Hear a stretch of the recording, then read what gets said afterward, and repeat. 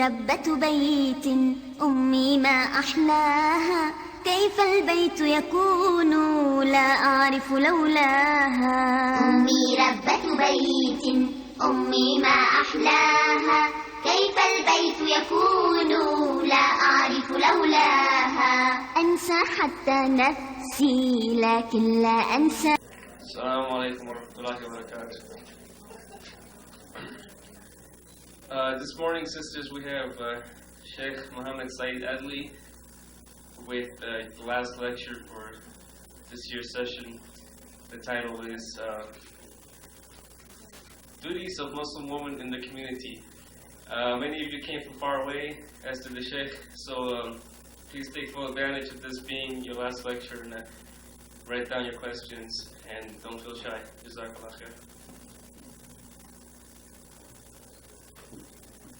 إن الحمد لله أحمده وأستعينه وأستغفره، نعوذ بالله من شرور أنفسنا ومن سيئات أعمالنا، من يهده الله فلا مضل له ومن يضلل فلا هادي له، أشهد أن لا إله إلا الله وحده لا شريك له، وأشهد أن محمدا عبده ورسوله. يا أيها الذين آمنوا اتقوا الله حق تقاته ولا تموتن إلا وأنتم مسلمون. يا أيها الناس اتقوا ربكم الذي خلقكم من نفس واحدة وخلق منها زوجها وبث منهما رجالا كثيرا ونساء، واتقوا الله الذي تساءلون به والأرحام إن الله كان عليكم رقيبا. يا أيها الذين آمنوا اتقوا الله وقولوا قولا سديدا يصلح لكم أعمالكم ويغفر لكم ذنوبكم، ومن يطع الله ورسوله فقد فاز فوزا عظيما. أما بعد، فإن أصدق الحديث كلام الله، وخير الهدي هدي محمد صلى الله عليه وسلم، وشر الأمور محدثاتها، فإن كل محدثة بدعة وكل بدعة ضلالة وكل ضلالة في النار. I praise Allah subhanahu wa ta'ala, and He is the only one worthy of praise. I seek His help, His guidance, and His forgiveness for me and for you and for all the Muslims. I believe in Him and I trust Him, and I seek refuge in Almighty Allah from the evil of our passions. Indeed, whomsoever Allah subhanahu wa ta'ala guides him to al-Islam, no one can mislead him after Allah, and whomsoever Allah subhanahu wa ta'ala put him astray, no one can guide him after Allah. I testify openly that there is no deity worthy of worship except Allah Rabbil Alameen, and I testify that Muhammad sallallahu alayhi wa sallam is his messenger and the seal of all the prophets. O Muslims, you must know that the best speech is the speech of Almighty Allah, which is the Quran. The best guidance is the course of the Prophet Muhammad sallallahu alaihi wasallam, which is his Sunnah. The worst of all affairs is innovation and addition to the religion of Islam. Indeed, every addition to the religion of Islam leads to hellfire. I repeat again and I say, indeed, every addition to the religion of Islam, regardless this addition in the belief, in the aqidah, in the practice, any addition to the religion of Islam will lead to hellfire. I adjure you as well as myself to fear Allah subhanahu wa ta'ala to the best of your ability. Fear Allah and don't die unless you are Muslims. I greet you all with the greeting of Islam. Assalamu alaikum wa rahmatullahi wa barakatuh. And I pray that Allah subhanahu wa ta'ala will bless your day, and that Allah subhanahu wa ta'ala will give a safe trip to all of you back home, inshallah. I also pray that Allah subhanahu wa ta'ala reward you for your intention and for coming here to learn about your deen. And your presence here today, it deals with the main purpose and the main duties of a Muslim woman, what you can contribute to the community. And before before I start this, I would like to present a verse from the book of Allah subhanahu wa ta'ala so we can summarize our duties as a Muslim woman, not only in our locality or our local community, but our duties in this existence, because this existence includes your mosque, your society, your family, includes everything.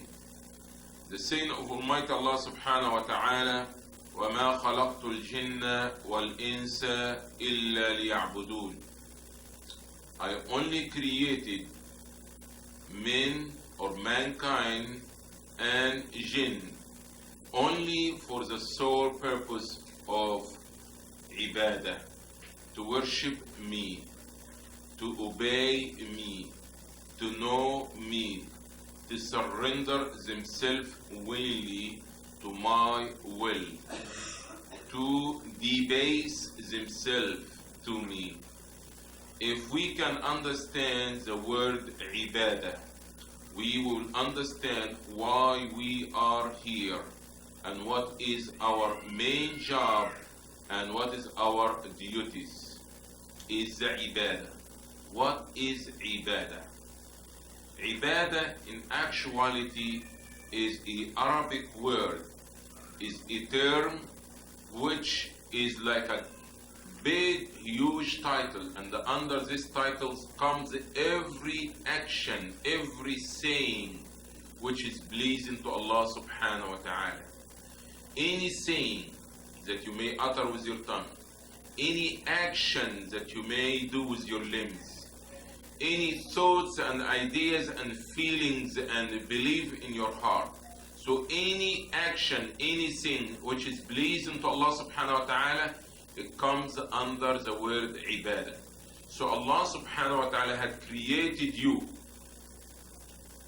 and you, male or female, the human beings, the sole purpose of their existence in this life is to worship Allah, to make ibadah for Allah. That means to do all things which is pleasing to Allah. And this is what we call in Allah every day. Every day. And we say, إِيَّاكَ نَعْبُدْ وَإِيَّاكَ نَسْتَعِينُ. Thee, Allah subhanahu wa ta'ala. You, Allah, the only one that we worship and we seek help from you. If we can understand that the ibadah is the purpose of our existence, so we need to learn all the forms of ibadah. There is some ibadah with your mind. There is some ibadah with your tongue. There is some ibadah with your hand. There is some ibadah with your heart. There is some ibadah with all your limbs. As example, some of the forms of ibadah with your thoughts, as Allah subhanahu wa ta'ala is saying, الَّذِينَ يَتَفَكَّرُونَ فِي خَلْقِ السَّمَاوَاتِ وَالْأَرْضِ رَبَّنَا مَا خَلَقْتَ هَذَا بَاطِلًا سُبْحَانَكَ. Those who reflect on the creation of the heaven and the earth.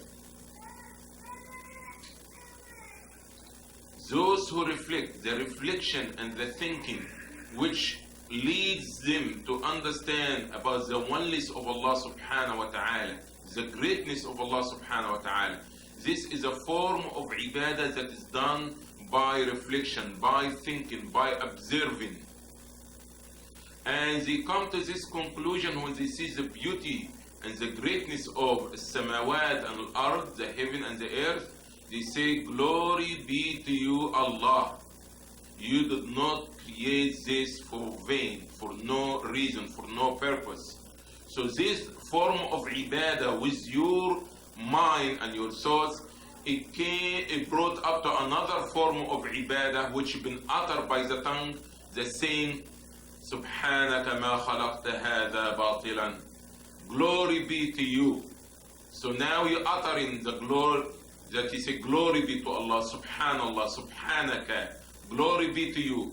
You did not create this for no reason. And after this come another form of ibadah with your tongue, فَقِنَا عَذَابَ النَّارِ, which is the dua, that you calling on Allah to avoid and to keep you away from hellfire. And recitation of the Quran, the dhikr of Allah, the remembrance of Allah, this is a form of ibadah. It's done by the tongue. Form of ibadah done by the heart is the belief. To believe, to understand, to trust that Allah subhanahu wa ta'ala is one and alone, unique, nothing similar to Him. And this ibadah is done by the heart. And this is the most important of all the ibadah, is the tawheed of Allah. To come to realization and the acknowledgement and the submission to Allah subhanahu wa ta'ala. And also from the form of ibadah that is done by the heart is that you love for the sake of Allah and that you hate for the sake of Allah. And this is ibadah is done by your emotion and your heart. And some of the ibadah done by the hand, like giving the charity and the sadaqah fi sabilillah. Some of the ibadah done by our limbs is by doing the salah, he's standing up and he's sitting in ruku' and sujood. All this is form of ibadah. And we can go under this term of ibadah to find everything which is pleasing to Allah subhanahu wa ta'ala, regardless you do it by your hand or by your tongue or by your eyes, whatever forms that you submit to Allah subhanahu wa ta'ala. If we understand this, that this is our main purpose of being in this existence, so we have to try our best to occupy our time, male and female, not only female, because Islam didn't come only for men, neither Islam come only for women. Islam came for all mankind, not only for the Arab and black and white, yellow, whatever color, old, short, poor, rich, for every mankind. Allah subhanahu wa ta'ala sends this Quran. But if we talk specifically about the woman and what is her duties,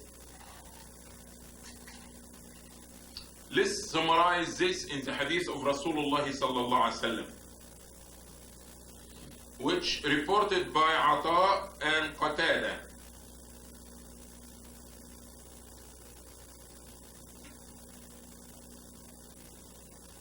That the saying of Rasulullah sallallahu alaihi wasallam, إذا صلت المرأة خمسها وحصنت فرجها وأطاعت بعلها دخلت من أي أبواب الجنة شاءت. Okay? Now let's focus for a moment about this hadith before we start to talk about communities and duties, and because this tells you mainly what is your main job, which comes under the title of ibadah. What Rasulullah ﷺ said, when the woman performs her 5-time prayers, protects her private parts, obeyed her husband, she will enter from any gates of paradise that she pleases. So now we have the duties of a Muslim woman been summarized in this hadith. That number one, fulfilling your obligation towards Allah. By doing what? Doing the 5-time prayers, protecting your private parts. What comes after this? The orders of Allah subhanahu wa ta'ala comes your husband. That you have to put all your energy, all your intelligence, how to please this man whom Allah subhanahu wa ta'ala had put him in charge of you. After the form of ibadah which is obligatory, nothing comes except your husband, not even your own father or your own mother. Islam is not what you like or what I like, is what Allah designed for us, what Allah wants us to do.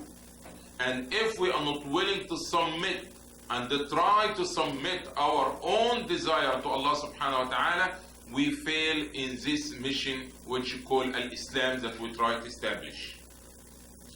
Even optional ibadah, even extra ibadah, which is sunnah, optional, you are not supposed to do it in the expenses of your husband duties.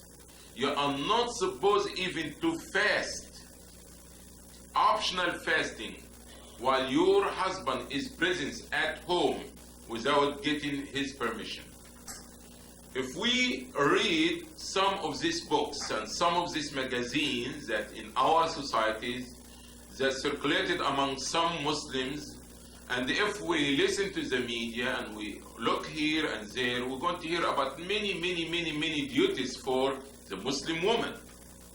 But let me summarize something for you to know what is your duties in the Muslim community. In actuality, you have a main job that starts with something called being a wife. And after this job will eventually grow to be something else and will be addition duty to you, which being a mother. So in actuality, your duties is to be number one, amatullah, number two, to be a wife, number three, to be a mother. And believe it or not, if you can focus in these three issues, you are doing the greatest job in the whole life, in any place, in any office, in any community or communities. Being amatullah, slave servant of Allah subhanahu wa ta'ala, willing and try to obey him in everything. And this is the key issue. Because if you are not willing to listen to Allah and his messenger, that you will fail in any other mission. Some of you still remember the verse that I recited in the first lecture. يا أيها الذين آمنوا استجيبوا لله وللرسول إذا دعاكم لما يحييكم. O who you believe, adhere to Allah and his messenger when he calls you for whatever makes you alive. I'm sure none of you would like to walk in this life while she's dead. None of you would like to walk while she's closing her eyes. You want to have your vision and you want to see. You want to have a light in the room so you can see where you're going. You don't want to break your neck. The same way, you don't want to be alive, but you are dead. In actuality, my dear respected sisters, there is many human beings living, but they are not living, they are dead. The only thing they walk, they eat, they sleep, and they carry certain activities. But we call them, according to the Quran, they are dead. They are dead. So how we can revive ourselves, how we can get alive, by adhering and listening to Allah and his messenger. Not adhering to the media, not listening to the TV and the talk shows that destroy many communities and many families and destroy many marriages, because we listen to this kafir shows, talk shows about how you're supposed to be as a wife, how you're supposed to be the boss, how you're supposed to wear the pants, how you're supposed to be doing in your house, how you're supposed to do with your children. And you hear about all kind of nonsense and kafirun stuff and all the trash about boyfriends and girlfriends and name it. And some of our Muslim sisters have been affected by this. Those people, they already dead. And this is the reason they doing these things, okay? And because Rasulullah sallallahu alaihi wasallam said, وَالْحَيَاءُ شُعْبَةٌ مِّنَ الْإِيمَانِ. To be bashful, to be shy is one of the branches of faith. Those people, they do not have haya. They talk about their private business, sexual business, private, everything in public, and they feel proud. And some of our Muslim sisters, they sit in front of the TV listening to things like this. And they get affected by this so-called talk shows, by the magazines, the fashions, the designers, and all these things. But Allah subhanahu wa ta'ala is saying, adhere to Allah, listen to Allah and His messenger when He calls in you for whatever make you alive. So your food and your drink comes from Quran and Hadith. And the moment that you stop eating and drinking from Quran and Hadith, that makes this your main supplies and your main meal, now you're going to stuff your heart and your mind with this trash that's running in this society. And you're going to be corrupted, you're going to be sick, and after this you could not enjoy life. And now we'll be talking about liberal movement, we're going to be talking about duties in the communities, how I can be this and how I can be that, I want to do this and I want to give this da'wah and I want to understand to be the teachers and I want to be the doctor and I want to after this to be the mayor and I want to be, and because we're talking about equality, we're talking about we're talking about freedom, we want to be doing everything like the men doing it. This nothing but being a dead. You try to take yourself to the grave alive. But Allah subhanahu wa ta'ala give you something better than this. My sister, if you listen to Allah and His messenger, if you listen to Allah and His messenger, and they try to fulfill your obligation as a wife and as a mother, I swear by Allah, you will give to this community and this society or any society that you're in or any community that you're in, better than being a doctor, better than being an educator, better than being a soldier in the army, because when we neglect our main job, being a wife, and neglect our main duties, being a mother, we are producing corruption to our communities. We having children which have been deprived from love and kindness and consideration, and now we have all these problems. So the solution of our problems is in your hand. Is the cure for our illness is in your hand. By being a obedient wife, pleasing to your husband, and being a good mother to your children, you will produce the good Muslim who will be the Khalifa, the good Muslim who's going to be the doctor, the good Muslim which is going to be a brave, strong soldier to defend the country. You are the producer, you are the manufacturer of all those men and all those women. You are the manufacturer that shape and mold this future product that will shape our communities and our society. For you to be a good wife, which is one of, first before I talk about good wife, let's recite some verses here in from Surah Al-Mu'minun, which gives you some of your duties as a Muslim woman. أعوذ بالله السميع العليم من الشيطان الرجيم. بسم الله الرحمن الرحيم. قد أفلح المؤمنون الذين هم في صلاتهم خاشعون والذين هم عن اللغو معرضون والذين هم للزكاة فاعلون والذين هم لفروجهم حافظون إلا على أزواجهم أو ما ملكت أيمانهم فإنهم غير ملومين فمن ابتغى وراء ذلك فأولئك هم العادون والذين هم لأماناتهم وعهدهم راعون والذين هم على صلواتهم يحافظون أولئك هم الوارثون يرثون الفردوس هم فيها خالدون. This is number one duties as a Muslim woman.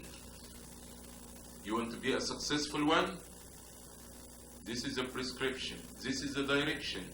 Success are for, not for the Arab, not for the American, not for the Afro-American, not for Spanish, Latin, not for anybody, for only the believers. The believers. Doesn't matter if they're male or female, black or white, rich or poor. The success is by faith, by Iman. And this Iman is not only words, is action. To live it. How? الَّذِينَ هُمْ فِي صَلَاتِهِمْ خَاشِعُونَ. Those who are mindful in their prayer. Allah didn't say those who are praying, but those who are concentrating on the prayer. They are mindful. They have humiliation in their prayer. They based on their prayer. They are in prayer when they are in prayer. Not Allahu Akbar in prayer and after this, your mind go and travel all over the country. And what you're going to be doing in this weekend coming, and what you understand you're going to be cooking, and when your husband come, you have to argue with him about this $50, why he didn't pay this bill, and he promised you to, and you go, and after this, 2 minutes later, oh, you remember, Assalamu alaikum wa rahmatullah, Assalamu alaikum wa rahmatullah. You see, this is not the salah that's going to make you a successful and a believer, but those who are khashi'un in salah, not standing, scratching, and looking to their watch in salah, and doing all kind of things, and oh, so concerned the TV show now is going to be coming, I have to hurry up so I can catch it from the beginning. Those who are in salah, when they are in salah, this is the best way I can put it for you. Where you are in salah, be in salah. And subhanallah, Allah didn't ask us to pray for 10 hours. And the prayer, which take about maximum 10 minutes of us, is so bad that most of us, and I'm the first of all of you, that we could not really be with our mind and our heart with Allah for only 10 minutes. Ask yourself, from these 10 minutes when you make 4 rak'at, how many minutes you really in salah, and how many minutes your heart and your mind someplace else? Ask yourself. I'm not going to tell you about my faults, I know myself, but you can ask yourself and try to do something about it. Number 2, that Allah subhanahu wa ta'ala is saying, وَالَّذِينَ هُمْ عَنِ اللَّغْوِ مُعْرِضُونَ. Those who turn away, listen my sisters, those who are turn away from idle talk, okay? Talk show 9 o'clock, talk show 11 o'clock, show talk, all kind of crazy stuff. I must almost like have nothing except the magazine and the fashion and the talk show and all these things. No, all this called idle talk doesn't benefit you anything in your deed. It doesn't make you a good mother. It doesn't make you a good wife. It doesn't make you a good believer. So all these things, what's Islam saying? For you to be successful, that you turn away from it. Not buying it and spend the money for it. وَالَّذِينَ هُمْ عَنِ اللَّغْوِ مُعْرِضُونَ وَالَّذِينَ هُمْ لِلزَّكَاةِ فَاعِلُونَ. Those who give their zakat, their obligatory charity, and they know that the poor and the needy has a right over them in their wealth. And those who protect their private parts. Those who protect their private parts. And my dear respected sisters, I was very disappointed that I saw some of our teenage girls in the conference here walking with pants and scarf on their head. It hurt me very, very, very bad. And we as mothers, we are responsible about leading our children to Jannah and set ourselves as a good example for them. How we can have teenagers, they ready for marriage, be walking in front of the brothers here in public, walking with pants that showing their private parts. Because your private parts is not what you call it, the actually private parts, and this is all your body is private parts. And this is the reason you're covering from head to toe. And the covering is not only covering the color of your skin, but you need to cover the shape of your body. If your hijab is not covering the shape of your body, you don't have a hijab. And Rasulullah sallallahu alaihi wasallam had already prophesied this. And he said that this kind of women will be one of the people going to hellfire. نساء كاسيات عاريات. Women who are dressed but they are naked. How many women they are dressed from kafirun and Muslims? They are dressed but they are naked. They wear things which do not is short, so it's not covering all their body. Or they wearing what you call see-through material. You can see their skin under. Or they wearing things which is showing the shape of their body. This is haram. This is called tabarruj. And this is the manner of kafirun. And Allah said, وَلَا تَبَرَّجْنَ تَبَرُّجَ الْجَاهِلِيَّةِ الْأُولَى. Don't display your beauty like the time of the Jahiliyyah. How you can allow your daughter and come into so-called Islamic conference and after this come and displaying her beauty? This is haram. We are promoting fahisha, promoting evil, promoting adultery by doing this. One of your main duties in the community is that you try to put this fire of desire, put it, what you call to put it, to turn it down, not to turn it on. You see, you are not supposed to be a means of making the fire of desire and appetite of sex to be stronger among the believers. You're supposed to try to turn it down as much as possible.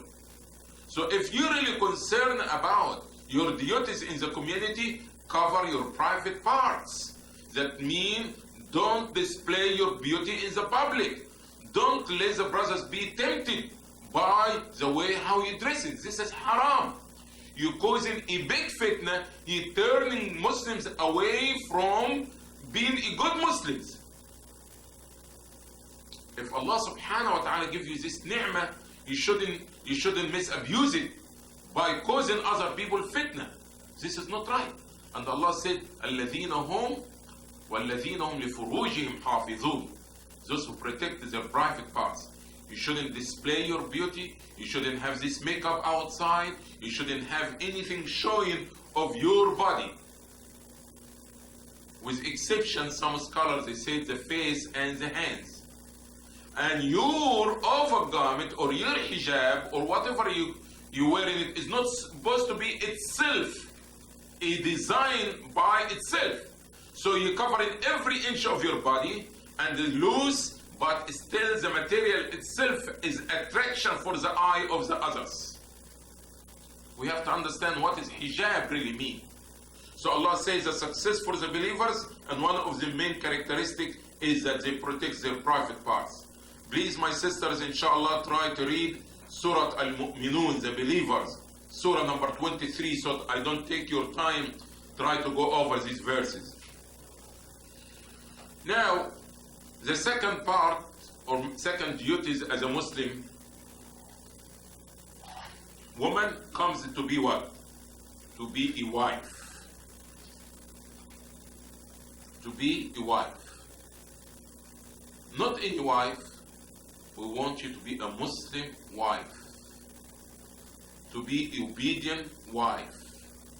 To be a wife that Rasulullah sallallahu alayhi wasallam telling us in the hadith reported by Anas radiallahu anh that من رزقه الله امرأة صالحة فقد أعانه على شطر دينه فليتق الله في الشطر الباقي. Anas reported that the Prophet sallallahu alayhi wasallam saying what the meaning is. Whomsoever Allah subhanahu wa ta'ala blessed him with a righteous woman. Listen this term, imra'a salihah, not any imra'a, because imra'a can can be what, okay? But a righteous woman. Because without this term, it can be very dangerous. So whomsoever Allah bless him with a righteous woman, indeed, Allah had assisted him with half of his religion. Let him fear Allah in the remaining part. So that means when Allah subhanahu wa ta'ala bless the Muslim man with a righteous woman, that means half of his deen. Allah had assisted him. Allah had assisted him. Allah subhanahu wa ta'ala had make it easy on him already in half of his religion. Are you going to be willing to be assistant for your husband, to be a good husband? Are you going to be a blessing in the house by being a righteous woman? How? How you can be a righteous woman? Rasulullah sallallahu alayhi wa sallam described it in a hadith which reported by Abu Umama, may Allah be pleased with him, that Rasulullah sallallahu alayhi wa sallam said, ما استفاد المؤمن بعد تقوى الله عز وجل خيرا له من زوجة صالحة إن أمرها أطاعت وإن نظر إليها سرت وإن أقسم عليها أبرت وإن غاب عنها نصحت في نفسها وماله. Allahu Akbar. The believer could not benefit anything in this life after the taqwa of Allah more than a righteous woman. The best treasure a man can get in this life after having the fear of Allah, the taqwa of Allah, is what? There is nothing better for him than a righteous woman. Okay, Prophet of Allah, tell us what is a righteous woman. What is a good wife? Which is a form of ibadah, don't forget now. What it is, what is the description? He said, In amaraha ata'at. When he commands her, she will obey. When he looks at her, she will be pleasing to him. If he swears, she will oblige, or that she will answer and do whatever he swear. That he said, I swear by Allah that you have to do this, that she be willing to do it, as long as in her means, as long as it's not haram. And if he's absent from her presence, she will protect him in herself and in his property. My sisters, if you can fulfill these obligations, you had fulfilled number 2 job and duties in the Muslim community by being a Muslim wife. That you have to be a righteous woman, that your husband, he doesn't have too much problems with you. You don't always bickering and giving him hard time and debating and disobedient to him.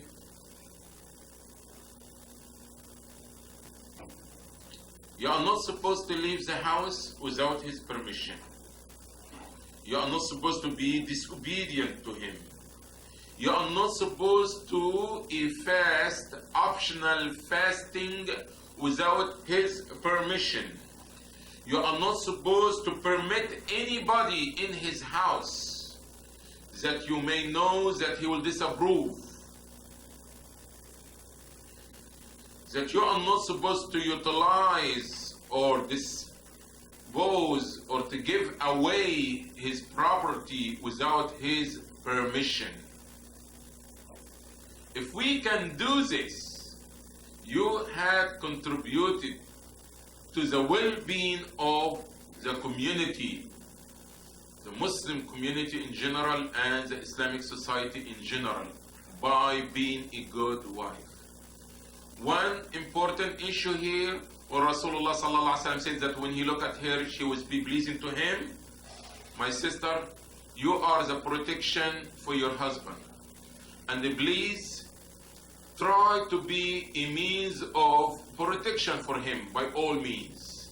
Because if you do not do this, you are forcing him to find other fulfillment for his desire outside of the house, while he walking in the street or while he's in the company of other people.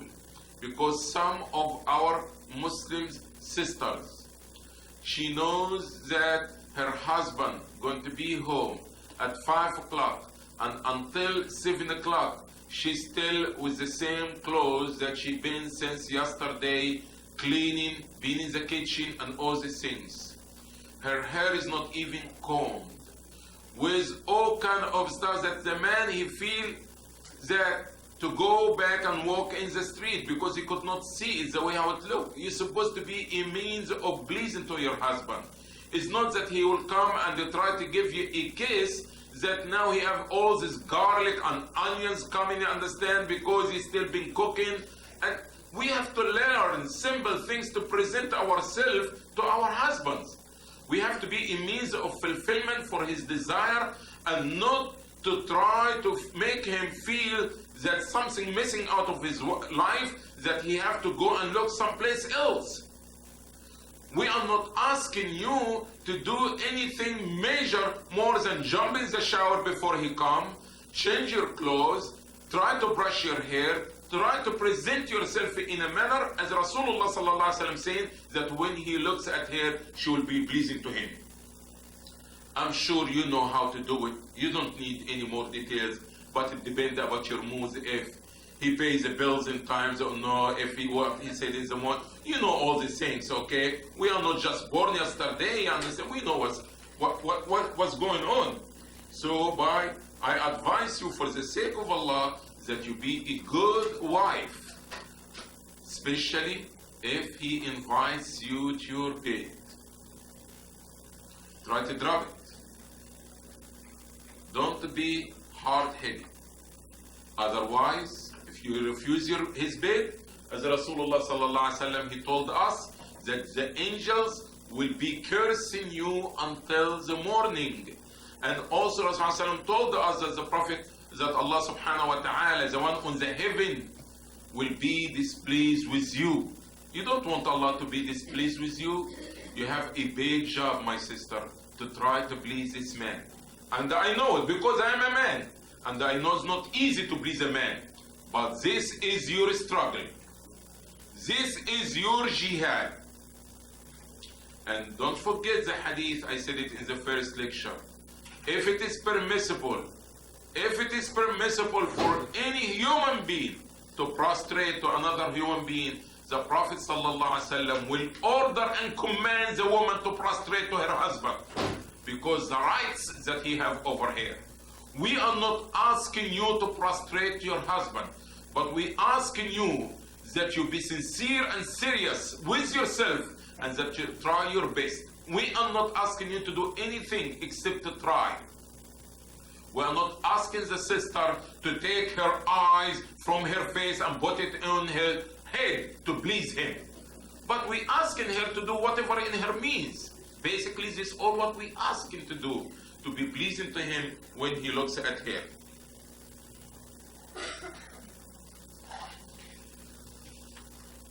We get a lot of debates and arguments and confusion in the houses.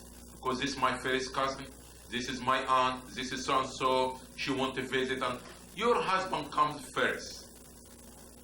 Your husband comes first. This is a big mission. You have to live for it. To be a wife and to be devoted, obedient to him after Allah subhanahu wa ta'ala. And what you're doing is part of ibadah. And you're doing this only to please Allah, so you get in the reward. Why are you scared to do it? You want to please Allah? You want to fulfill your obligation as a Muslim woman? This is what Allah wants you to do. This is what the Prophet Muhammad sallallahu alaihi wasallam wants you to do. Because there's not too much time left, it's less than 15 minutes for the lecture, but you still have time for questions. I want to jump to the last and the final duties for you in the Muslim community, being a mother.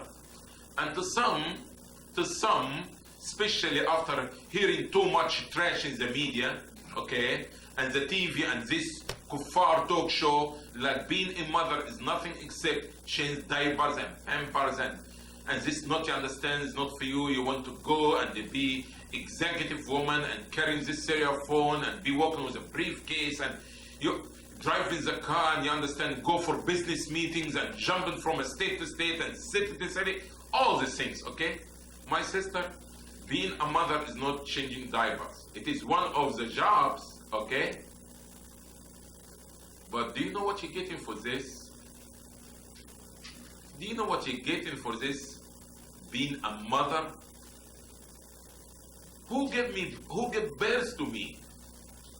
My mother is a woman like you. When the mother do her job, she's producing the sheikh, she's producing the doctor, she's producing the governor, she's producing the leader of the army. Don't look in your job like a small job. It's a matter of changing diapers. No. Why do you think that Allah subhanahu wa ta'ala is saying وَقَضَى رَبُّكَ أَلَّا تَعْبُدُوا إِلَّا إِيَّاهُ وَبِالْوَالِدَيْنِ إِحْسَانًا. After Allah subhanahu wa ta'ala comes your parents immediately. And Allah subhanahu wa ta'ala had ordained that you worship none but Him. And after Allah comes right what? Your parents. Be benevolent to them. When the Prophet sallallahu alaihi wasallam came, a man came to the Prophet sallallahu alaihi wasallam and asked him, من أحق الناس صحبتي يا رسول الله؟ قال أمك. Which ones that deserve my friendship, my companionship, my devotion, to be like a servant for them and to be dedicated to them? Said your mother. Who else, the Prophet of Allah? Said your mother. Who else, the Prophet of Allah? Your mother. Who else? Your father. You're doing a great job. And you deserve this devotion from your son, which is going to be the future a husband of another woman.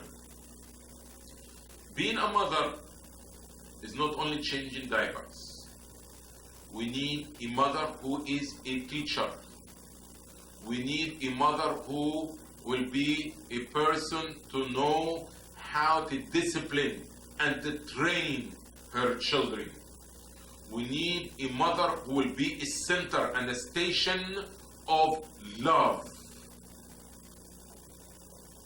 We need a mother who prepare this child for his coming future. It's not a matter of changing diapers. You have the greatest job that even a man could not do it. You have this child to mold him, shape him, to put him in whatever form is going to be. Rasulullah sallallahu alaihi wasallam saying, what the meaning is, كل مولود يولد على الفطرة فأبواه يهودانه أو ينصرانه أو يمجسانه أو كما قال صلى الله عليه وسلم. Every child, listen my sisters please, listen carefully. Every child is born in the upright nature. Every child. But his parents, the child when he born Muslim. He born a believer. He knows that Allah subhanahu wa ta'ala, he born in the fitrah. His heart is clean on tawheed, on the oneness of Allah subhanahu wa ta'ala. Okay? But listen, look to the factory now that is going to shape and mold this child. His parents will be the ones who turn him, okay, because he was going in direction, but will be the surrounding, the first surrounding, the society, which is what? The mother and the father. They are the one who are going to turn him to be a Jew or a Christian or a worshipper of fire or whatever it is. Okay? And you know for a fact who spends more time with the child. It's not the father. He has another job to do outside. You know this. You spend all the time, or at least most of the time. So you have more impact and more effect on the child than the father. And if on anything happens, the child runs to who first? He goes to his mother. Okay? So, don't forget, being a mother, this is the greatest duty that you ever can fulfill to the community or the communities. Don't look right, don't look left. You have a great big job. It's not going to finish in a day, neither in a year. Being Amatullah and being a wife and being a mother is a big mission and a big jihad. It will take the night before the day. So don't try to fool yourself thinking about, oh, I want to be this, I want to be that, and what's wrong to do this and what's wrong to do that. I have nothing against education. But don't try to tell me that education is only going to be by going to school. Think about great leaders even of this country. Some of them even never been in school before, or they have the basic elementary teaching. Greatness doesn't come from the school. Life is the greatest school. Experience doesn't come from school. How many people they go and get A's and plus in the exam, but when you ask them very simple questions, they could not even figure to multiply 25 times 5, how much they have to pull the calculator out of their pocket. It's too bad. So don't tell me that education and knowledge is only in the schools. We have nothing against you of learning, but we have a serious problem of breaking your deen for so-called education. Being in tabarruj, displaying your beauty, mixing with men, jumping from place to place, and all this under the name of education. And all what you're studying and learning, nothing to contribute to your future. Nothing to teach you how to be a good Muslim. Nothing teach you how to be a good mother. Nothing teach you how to be a good wife. You don't learn in school, you understand? Except some of us, very odd number about how to design your house, how to clean your furniture, how you understand what you call home economics. But oh, talking about studying chemistry. What you going to do with chemistry as a mother or as a wife? So you're going to prepare some chemicals so you can pour it over your husband? Is this what you're going to learn in chemistry? Come on, let's be serious. You really want to study? Get your basic elementary learning. And after this, you can advance in your study whatever, from books, from tapes, from libraries, from videos, by different means and different ways, and study and learn what is conducive and what contribute towards your goal as Amatullah or as a wife or as a mother. Keep going. We have 10 minutes. Okay, a lot of questions. We have a lot of questions. One of the main things that, as example, we neglect as mothers or as wives or as a female or a Muslim female, as a result of trying to run behind jobs and schools and all these things, we neglected one of the main jobs that given to us that could not even be produced by any man, which is the Prophet ﷺ. He had encouraged us to have a lot of children, and he said, by doing this, you will make me so proud with you in the day of judgment. How are you going to have? Because you don't have time for children. Or you're going to have a child. But inshallah, what we have, we say, oh, 2 children is enough. And after this, we have not done our job. Or we're going to have 4 children and what? Given to babysitters. You see? Rasulullah sallallahu alaihi wasallam saying that إذا مات ابن آدم انقطع عمله إلا من 3. When a son of Adam dies, all his good deed is sealed. You could not get any good deed after he died. You could not pray after he died. But there is other exception, 3 exceptions. You will be dead in the grave and you still getting reward. And one of them is what? وَلَدٍ صَالِحٍ يَدْعُ لَهُ. A righteous son that will make dua. So if you don't train and teach and discipline your children to be righteous, they are not going to think about you after you die and they make dua for you. My sister, you have a big job. May Allah help you. Be Amatullah. Carry your obligation towards Allah. Be a good wife. Protect your husband from falling in sin. And be a good mother. And this is the best duties that you can do.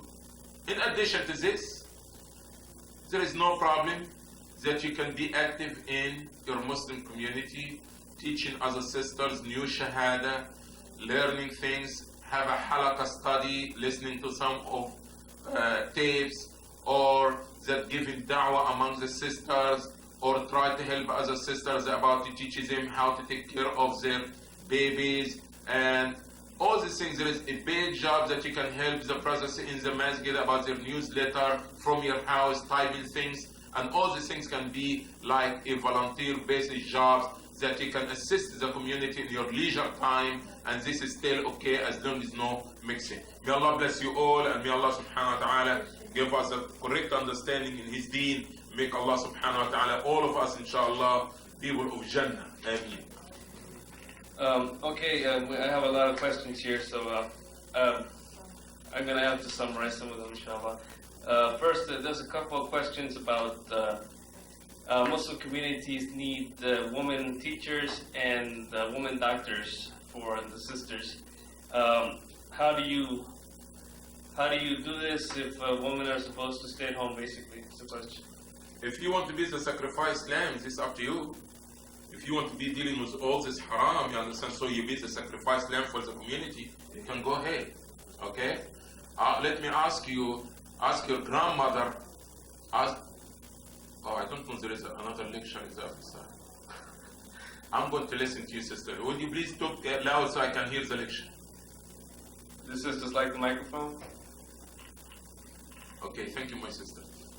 Ask your grandmother, you understand, who delivered her or who delivered her baby or something like this. We now get it so sophisticated about these matters. I understand women doctors and all these things, and jump into the doctor the first month, the pregnancy, the second month, the third month, and became like a regular routine in our life. All these things has not existed before, and let's assume that we need doctors. So we don't have to be sacrificing our deen because being a doctor. We don't have to sacrifice our own family to be a doctors, okay? And Allah subhanahu wa ta'ala says, Ya ayyuhalladhina amanu qu anfusakum wa ahlikum nara. Oh, you believe, save yourself and your family from hellfire. He didn't say your community. Start with yourself first. Try to do the right thing first, okay? And there is other places which the Islamic environment is available for a Muslim woman to study. We don't need 100 doctors female in the community. All what you need 1 or 2, okay? So why everybody studying to be a doctor? Why everybody studying to be a lawyer?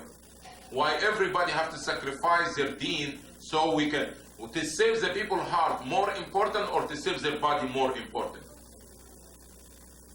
I don't mind to hear comments, but instead of you debating with each other, I don't mind to hear it from you.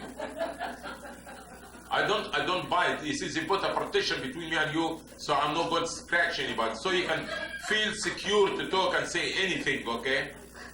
I hear it sometimes from my wife, so go ahead. You see, as I said, sisters, I'm not against education. My problem was the environment where we receive the education. Our problem was to understand that we waste too much time studying things if it's not related to be a doctor. The system is corrupted. Everything almost is corrupted. You go and study, okay, like some people, everybody go, and after high school, how many people go to college and how many people finish college? But all what they study doesn't relate to what they're planning to be measured in. We waste a lot of time in this kind of system of studying. And we sacrifice a lot of our deen so we can be a doctor and be this and be that. And after being a doctor, what kind of environment you going to be working in? We have to learn our deen first. Why most of the sisters concerned to be a doctor and lawyer and businesswoman, but not most of us concerned being amatullah and learn about your deen? This is the most important thing. Being a wife, being a mother, this is number 1 job that Allah had to choose for you. Now being a doctor and teacher, all these things is the exception. So why are we talking about exception here? Second question. Next question is, when a sister is single or divorced, does the hadith apply to her about entering paradise if she makes her prayers and protects her private parts? if the sister is single, how Allah subhanahu wa ta'ala will put obligation in you that does not exist in your life? Okay? So if you don't have a husband, so this doesn't apply to you. There is other means for you to go to paradise, inshallah. So don't worry about it. Okay, next question. I would like to know if your husband tells you something. My husband? Oh, the sister asked me. Sister. Oh. I would like to know if your husband tells you something, do you do it? You do it, but if you have a comment about what he said, I guess it's okay to comment about it. Right, as I said, obedience to the husband is a must. And we understand that for human beings, we don't like sometimes the way the husband ordering us or telling us. I know this, okay? I have a husband, and I know this very good. And I have a lot of family consultation, and I know how some husbands talk to their wives. But the bottom line, my sisters, let's be real, okay? It is your job, and it is your test. You are tested. Allah tests you by this. So try to fulfill it to the best of your ability. And as I said, as long as not something haram, and as long as not something beyond your ability as a human being, try your best to do it.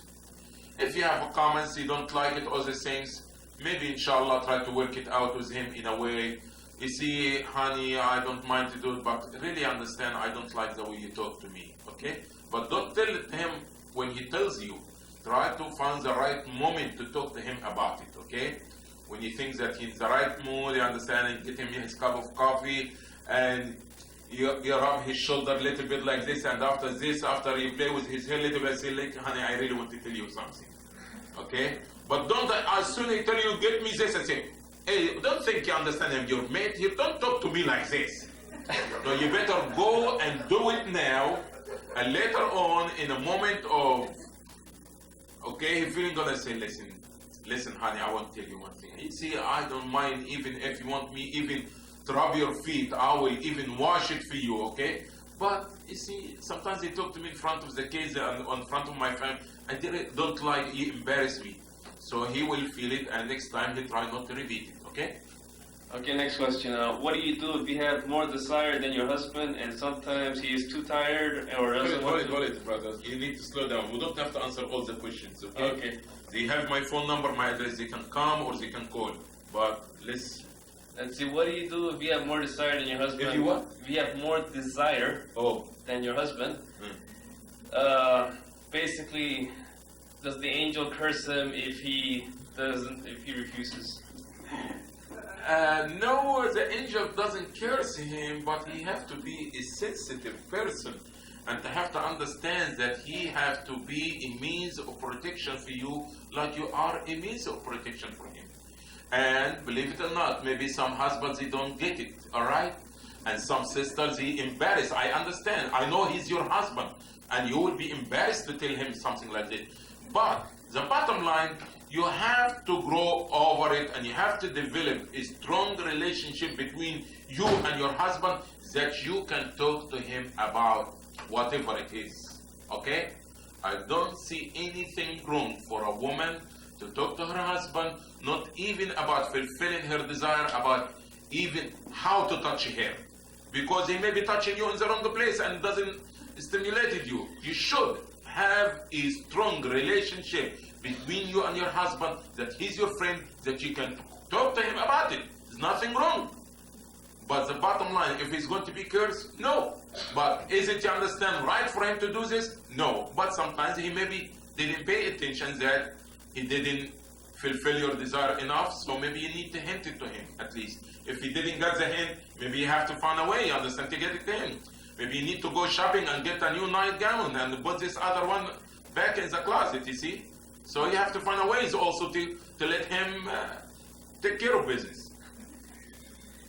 Okay, next question. Is it okay for sisters to wear pants underneath their jilbab? I will encourage her to do so. Yes. Not with intention of imitating men, but for means of protection. You know, sometimes, may Allah forbid, the person can fall or anything happen to them. Will be a means of protection. Yes, I will encourage this. Okay, next question. what if you would like to be a doctor or whatever, just so that you can have a degree, but not work after you get married?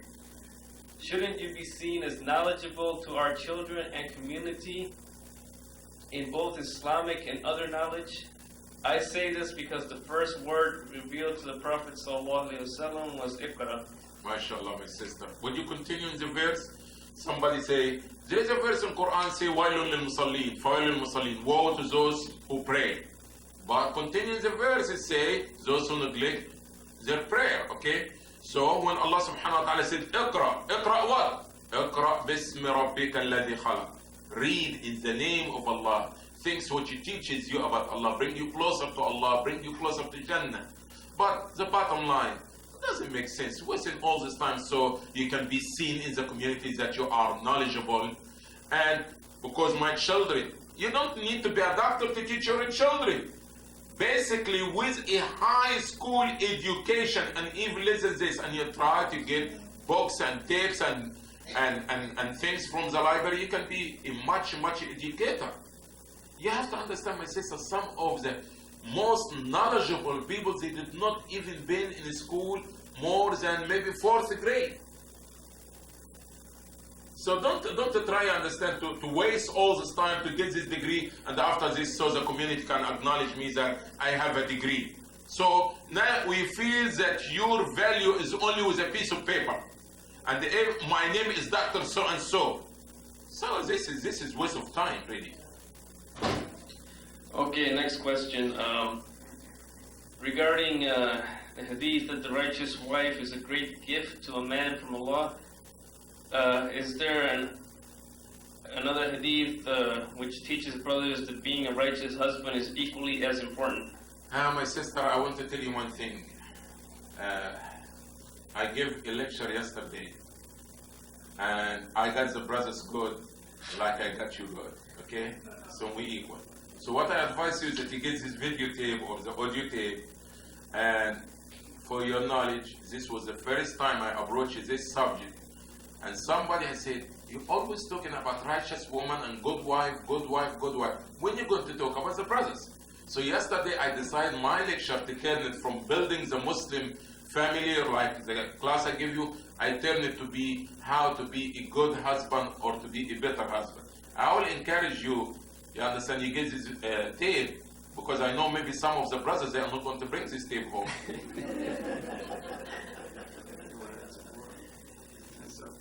It's up to you, we can take.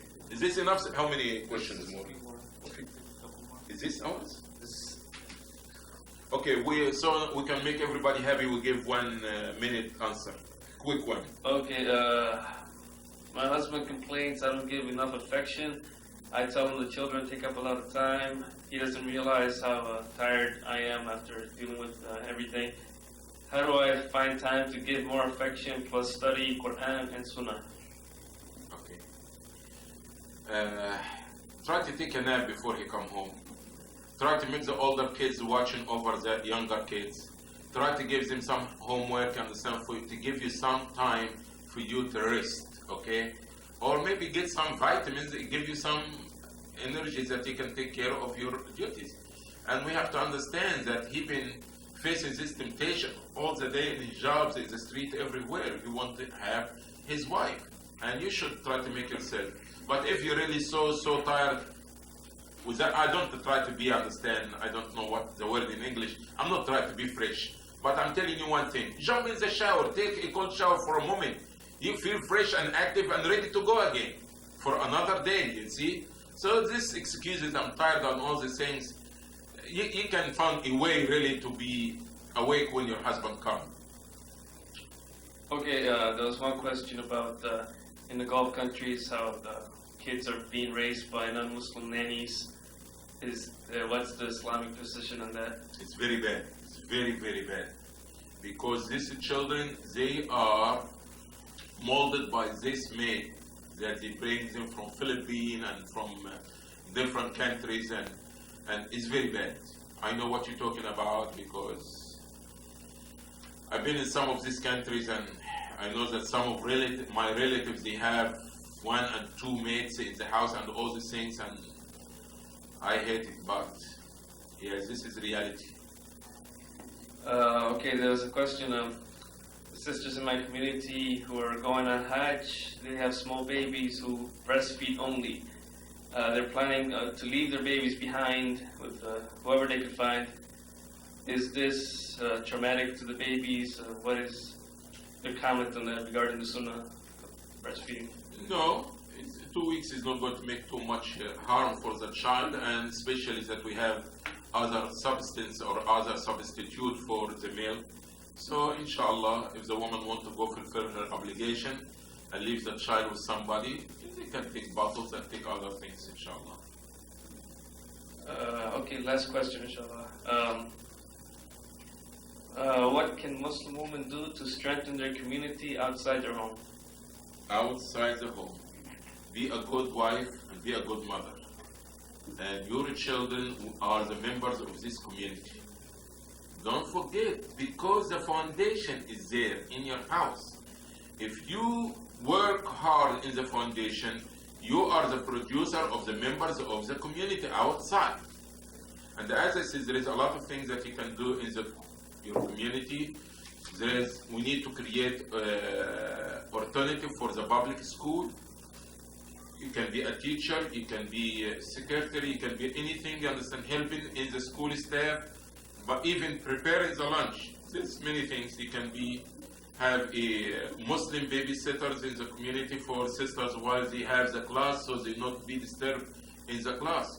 The newsletter, the different projects for the orphan and the needy and those people that been having calamities in their countries, for collected fund for them. There is many good deeds that you can do and assist the community.